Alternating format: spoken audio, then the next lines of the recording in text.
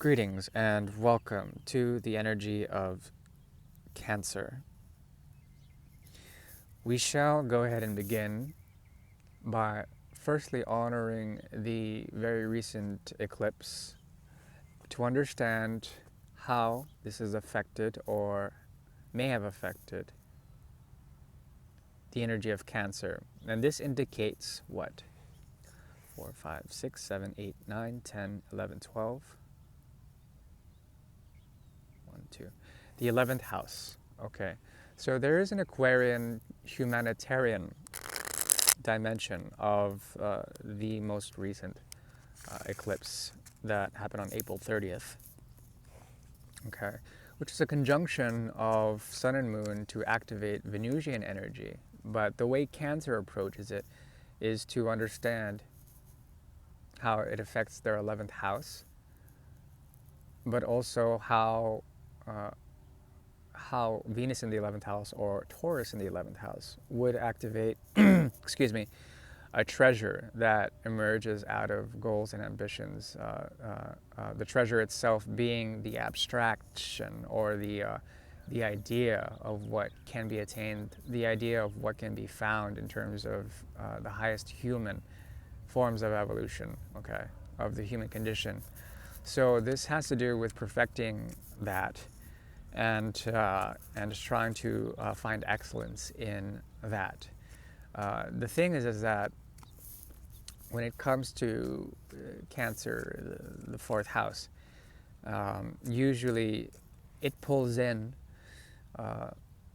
people who are extremely fanatical, okay, to the point where they try to become pioneers of something, to become trailblazers in some way, shape, or form. Okay, very detached individuals, very out there individuals, and I would reckon to take that lens and use it and apply it onto the reading.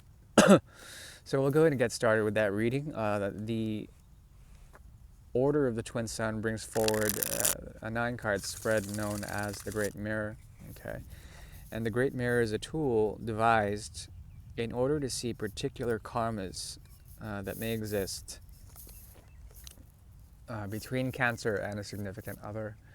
So we'll go ahead and get started with that.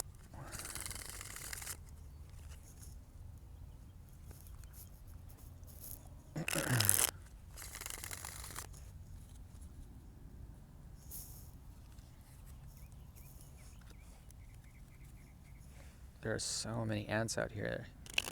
Holy hell. Okay, and we'll do 6.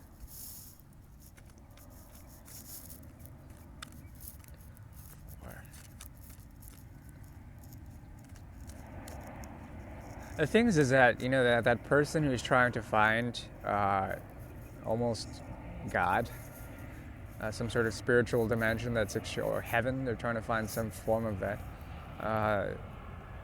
is that they will constantly run into forms of dogma or rigidity in terms of their own responsibilities on that path. They may not be very grounded either. There's something extremely quixotic or flighty about them. And perhaps it's something that can never be pinned down in terms of the expectations that they have, which are extremely great and futuristic in design. Oh.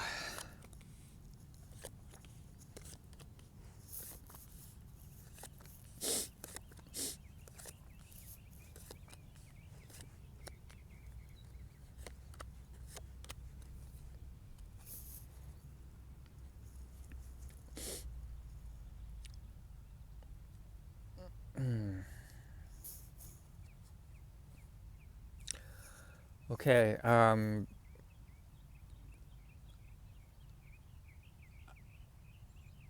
This type of situation is extremely intense. You're dealing with someone here who seeks for the path of righteousness, that seeks also a way of looking good in this righteousness. There's a great deal of expectation of themselves when it comes to their path of glory. Okay, You can contribute to this, but it would be met with resistance. It would be met with resistance on both sides if you contributed. There's a vision that you have of this type of person, okay, that allows you a sense of authority on their quest. But in this, there would be resistance into doing so.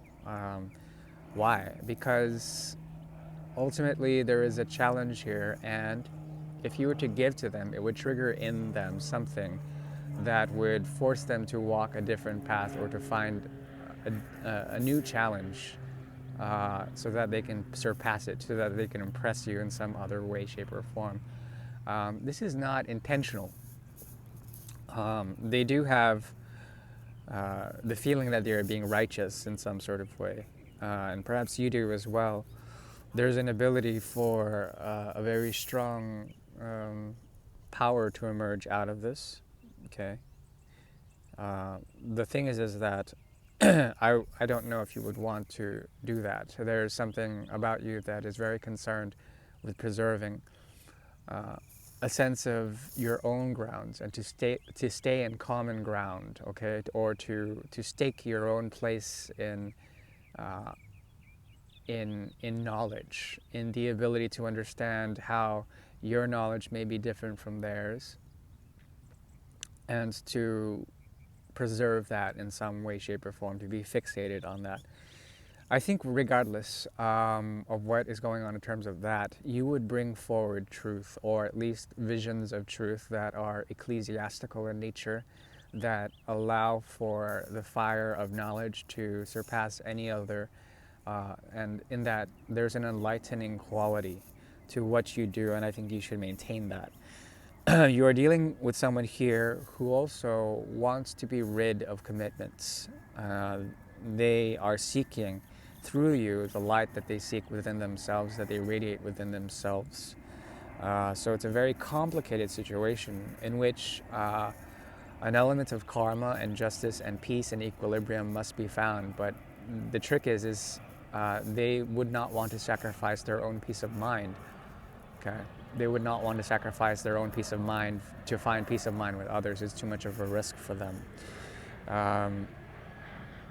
So there is an element of self-serving here, but it requires a new dimension, or a perspective to be let loose, an expectation to be let loose in terms of physical capacities, or worldly representations of what they seek on their quest of Virgo, which is strongly indicated by mutability, as well as the ability to find paths that are sought through hermetitude. That is primarily what I see. The trick in all of this is to embrace the elevation of the path of, excuse me, of desire, of kama, okay, which has to do with a movement from Gemini into Libra, and then into the transcendent aspect of Aquarius, okay.